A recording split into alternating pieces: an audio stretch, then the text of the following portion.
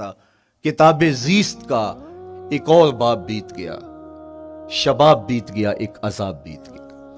تو شباب کا ختم ہونا اور اس کو خیریت سے منزل تک پہنچنا، یہ کتنا بڑا مشکل مرحلہ ہوتا ہے، جس کا جوانی میں باطن کا چہرہ مسخ ہو جاتا ہے اور جنسی کالک سے جو چہرہ آلودہ ہو جاتا ہے، اس کا عفت کا دامن داغدار ہو جاتا ہے۔ تو اس لیے وہ چہرہ تاباں ہے، وہ چہرہ روشن ہے، وہ چہرہ منور ہے جو اپنے آپ کو کالک نہیں لگنے دیتا اور اپنی عصمت کی حفاظت کرتا ہے۔ میرے حضور نے بھی ارشاد فرمایا، سبعۃ یظلھم اللہ تعالی فی ظلہ یوم لا ظل الا ظلہ، 7 اشخاص ایسے ہیں قیامت کے دن جب کوئی سایہ نہیں ہوگا، اللہ ان کو اپنے عرش کا سایہ عطا کرے گا۔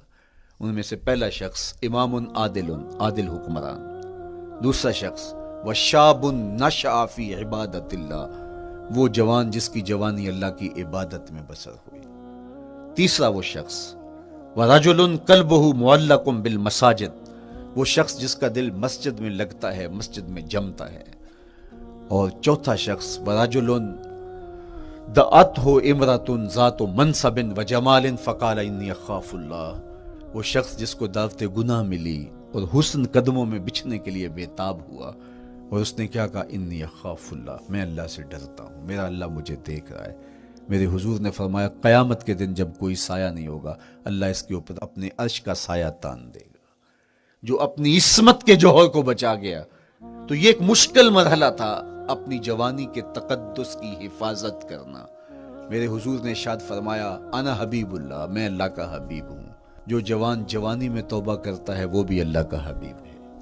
کتنا بڑا اعزاز ہے اور کتنا بڑا کمال ہے جو شخص کو ملتا ہے جو جوانی میں اپنی عصمت کے تقدس کی حفاظت کرتا ہے، اپنی آبرو پہ پہرا دیتا ہے، اپنی نظروں کی حفاظت کرتا ہے، اپنی سوچوں کو آوارہ نہیں ہونے دیتا، اپنے خیالوں کو بھٹکنے نہیں دیتا، اپنی خواہشات کو بے قابو نہیں ہونے دیتا۔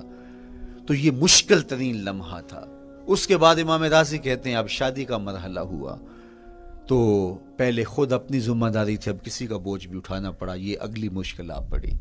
پھر بچے ہوئے تو پھر اپنی زندگی تو ختم ہو گئی، پھر ساری زندگی، پھر بڑھاپے میں چلے جائیں، ارذل العمر تک چلے جائیں، یہ ساری زندگی مشکلات لقد خلقنا الانسان فی کبد۔ تو ہمیں عملی طور پہ مشکلات کے مقابلے کے لیے تیار ہونا چاہیے۔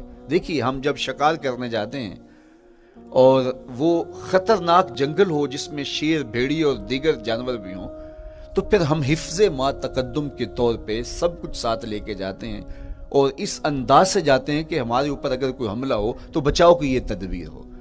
تو ہم عملی طور پہ اس کے لیے خود تیار ہوتے ہیں، تو پھر کوئی ہونے والا حملہ غیر متوقع نہیں ہوتا اور ہم اس کے لیے اپنے آپ کو مستعد اور فعال پاتے ہیں۔ اسی طرح میں اور آپ اگر زندگی کے اس فلسفے سے آگاہ نہیں ہوں گے کہ زندگی مشکلات کا مجموعہ ہے، حالات کی تلخیاں ساری زندگی ہمارے ساتھ رہیں گی، تو کوئی بھی تکلیف، کوئی بھی اذیت، کوئی بھی ایسا واقعہ جو ہم نہیں چاہ رہے ہوں گے وہ روح پذیر ہوگا تو ہم گھبرا جائیں گے اور پھر اس وقت ہم دکھی ہو جائیں گے۔ اس لیے ہمیں یہ قرآن نے سکھایا ہے کہ تم عملی طور پہ زندگی کی سختیوں کا مقابلہ کرنے کے لیے آمادہ اور تیار ہو جاؤ۔ قرآن مجید میں جو صبر کا لفظ ہے اس کا مفہوم یہ ہے کہ حالات کی جو تلخیاں تمہارے اوپر آتی ہیں، وہ غربت بھی ہو سکتی ہے، وہ بیماری بھی ہو سکتی ہے، وہ لوگوں کی عداوت اور دشمنی بھی ہو سکتی ہے، وہ اور بہت ساری چیزیں ہوتی ہیں، وہ جنگوں کی حالت کا بپا ہو جانا اور تمہارا دشمنوں کے نرغے میں گر جانا، یہ سب کچھ ہو سکتا ہے۔ تو اس کے اوپر استقامت کے ساتھ تم کھڑے رہو اور تم ان کو برداشت کرنے کی اپنے اندر ہمت اور حوصلہ رکھو، تو پھر وہ تمہارا صبر ہوگا، اور یہ قوت اگر تمہارے اندر پیدا ہو جاتی ہے تو پھر تمہاری زندگی آسان اور سوکھی ہو جاتی ہے۔ لیکن اگر یہ دولت تمہیں نصیب نہیں ہوتی تو پھر ساری زندگی دکھوں اور شکووں سے بھری رہتی ہے۔ اس لیے ہمیں یہ چیز سیکھ لینی چاہیے کہ زندگی نام ہی مشکلات سے نہ برد آزما رہنے کا ہے۔ عملی طور پہ ہم دیکھو، ہمیں پتہ ہے سردی آ رہی ہے تو اس کا ہم پہلے انتظام کرتے ہیں، تو سردی ہمیں دکھی نہیں پھر کرتی، ہم سردی سے بھی لطف لیتے ہیں، موسم برسات سے بھی مزہ لیتے ہیں، اور گرمی سے بھی ہم ایک حاصل کر لیتے ہیں اگر ہم اس کو جو ہے اس کے لیے عملی طور پہ اپنے آپ کو تیار کر لیں. لیکن اگر ہم اس کے لیے تیاری نہیں کریں گے تو سوائے گھبراہٹ کے اور کچھ نہیں ہوگا. تو مجھے اور آپ کو عملاً اپنے آپ کو اس بات کے لیے آمادہ کرنا پڑے گا کہ زندگی ان حالات کی تلخیوں سے ٹکرانے کا نام ہے، اور ساری زندگی ہمیں ان مراحل سے گزرتے رہنا پڑے گا. اور قرآن نے جو ہے وہ 3 قسمیں کر کے، اور 3 قسمیں بھی شہر مکہ کی اور محبوب کریم کے پاکیزہ وجود اور جناب ابراہیم علیہ السلام کی، تاکہ تمہیں پتہ چلے جب ان کو بھی ان مراحل سے گزرنا پڑا میں اور آپ کیا بیچتے ہیں. اس لیے ہمیں اپنی زندگی کو ان راہوں پہ ڈالتے ہوئے صبر اور استقامت، اب صبر اور استقامت کی دولت ہمیں کیسے نصیب ہوگی، یہ دولت کس طرح، یہ قوت راسخہ ہمارے اندر کیسے پیدا ہوگی، اور کس طرح ہمارے من کے اندر یہ چیزیں سمائے گی. اللہ تعالیٰ کی خشیت، اس پر توکل، اس پر بھروسہ، اور اللہ تعالیٰ جل شانہ کی طرف سے ہر کام کے ہونے کا یقین ہمارے اندر یہ استقامت اور یہ حوصلہ پیدا کرتی ہے یہ چیز. اس لیے مجھے اور آپ کو اپنی پوری زندگی میں اس عمل سے گزر کر کے اپنے آپ کو مضبوط ترین صورتحال میں لا کے کھڑا کرنا پڑے گا، اور یہی زندگی کا جمال ہے. تو اب پھر دیکھیے قرآن کیا کہہ رہا ہے. لا اقسم بہذا البلد وانت حل بہذا البلد ووالد وما ولد، 3 قسمیں کی. اس کے بعد ارشاد فرمایا لقد خلقنا الانسان فی کبد، ہم نے انسان کو مشکلوں میں، مصائب میں، آلام میں رہتا ہوا پیدا کیا. کہتے ہیں جب حضرت انسان کی تخلیق ہوئی تو اس کا خمیر جب گویا جا رہا تھا تو اس کے اوپر 39 دن تک آزمائشوں کی، دکھوں کی، تکلیفوں کی بارش ہوئی، اور ایک دن خوشیوں اور مسرتوں کا می برسا. تو انسان کی زندگی کے اندر حالات سے ٹکرانا اور دکھوں کو سہنا اور دکھوں سے مقابلہ کرنا یہ سیکھنا پڑے گا. اور جب انسان اس کو عملی طور پر سیکھ جائے گا تو پھر زندگی کا جمال اور زندگی کا حسن نصیب ہوگا. دوسری بات، ہمیں اپنی زندگی میں 7 چیزوں کو اپنا اصول بنا لینا چاہیے، اور یہ 7 چیزیں وہ ہیں جو ہماری زندگی کو ایک خوبصورت سانچے میں ڈھال کر کے ہمیں ایک پاکیزہ اور ستھرا انسان بنا دیتی ہے. پہلی چیز التمسک بکتاب اللہ، اللہ کی کتاب سے جڑ جانا، وابستہ ہو جانا. جب ہم کتاب اللہ سے وابستہ ہو جائیں تو پھر ہمارے باطن کی اور نفس کی تربیت ہوتی ہے، اور پھر ہم وہ مطلوب انسان بنتے ہیں جو ہمارا رب ہم سے تقاضا کرتا ہے. تو اس لیے ہمیں اپنی زندگی میں اس چیز کو لازم کر لینا چاہیے کہ ہمارا کوئی بھی دن قرآن مجید کی تلاوت کے بغیر نہ گزرے. اپنے دن کا آغاز قرآن مجید کی تلاوت سے کیجیے. سورہ یاسین سے جو اپنے دن کا آغاز کرتا ہے سارا دن اللہ کی امان میں رہتا ہے، اس کی حفاظت میں رہتا ہے.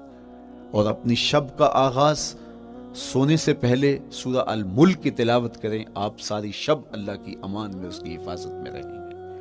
اور قرآن مجید کو سمجھ کر اس کے مفاہیم و مطالب کے ساتھ ایک رکوع کم از کم پوری زندگی، اپنی زندگی کے نصاب میں آپ کتنا وقت مختلف امور کے لیے سر انجام دیتے ہیں.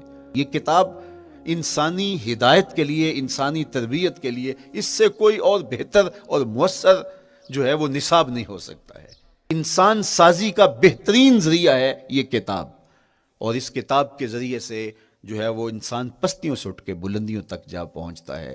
اقبال نے تو کہا کہ گر تمی خواہی مسلمان زیستن نیست ممکن جز بقرآن زیستن، اگر تو مسلمان بن کے جینا چاہتا ہے تو قرآن کے بغیر ایک قدم بھی نہیں چل سکتا. تو آگے چل کے اسی نظم میں کہا کہ فاش می گوئم آنکھ در دل مزمرست این کتاب نیست چیزیں دیگرست، اگر میں کھل کے بیان کر دوں جو میرے سینے میں چھپا ہے تو میں تجھے بتا دوں کھل کے یہ کتاب نہیں، یہ کوئی اور ہی شے ہے. کن لوگوں کو کہاں سے اٹھایا اور یہ کتاب کہاں تک لے گئی، جو باہمی جنگ و جدل میں الجھے ہوئے تھے اور حرف شناس بھی نہیں تھے، جو سواد آشنا بھی نہیں تھے، پھر انہوں نے جو ہے وہ روما کی سلطنت بھی الٹ کے رکھ دی. یہ کرشمہ تھا اس کتاب کا جس نے زندگی کا جمال ان کی روحوں کے اندر پیدا کر دیا. تو میں اور آپ اپنی زندگی میں قرآن مجید سے کبھی بھی دور نہ ہوں. روزانہ کی بنیاد پہ آپ تلاوت کلام مجید اپنی زندگی میں شامل رکھیں. انشاءاللہ اس کے اجالے دنیا میں اور آخرت میں آپ اپنی آنکھوں سے مشاہدہ کریں گے۔ حضرت امام احمد بن حنبل فرماتے ہیں میں نے رب سے کہا کہ مجھے اپنا قرب عطا کر، آواز آئی میرا قرب چاہتے ہو تو قرآن پڑھا کرو۔ یہ رب کی قربت کی بھی ضمانت ہے اور ضبط نفس اور باطن کی تربیت کا بھی ذریعہ ہے۔ اچھا، دوسری بات، والاقتداء بسنت رسول اللہ صلی اللہ علیہ وآلہ وسلم، ہمارے لیے بہترین نمونہ ہمارے حضور علیہ الصلوۃ والسلام کی زندگی ہے، حضور کے دیا ہوا نظام حیات ہے جس پر حضور نے خود عمل کر کے دکھایا۔ میرا عشق رسول، میری محبت رسول اس بات کا تقاضا کرتی ہے کہ میں ان کے طریقہ حیات کے مطابق اپنی زندگی گزاروں۔ اسلام دعوے کی بات نہیں کرتا، دلیل ہم سے مانگتا ہے۔ آج میں کہتا ہوں میں عاشق رسول ہوں، اور اتنا بڑا عاشق رسول ہوں کہ میرے جیسا زمانے میں دوسرا کوئی نہیں۔ میرے جذبات ایسے دکھائی دیتے ہیں آسمان کو چیر دوں گا اور زمین کو پھاڑ دوں گا، لیکن ہمسایوں کے ساتھ میرا سلوک بتاتا ہے کہ میں عاشق رسول نہیں ہوں۔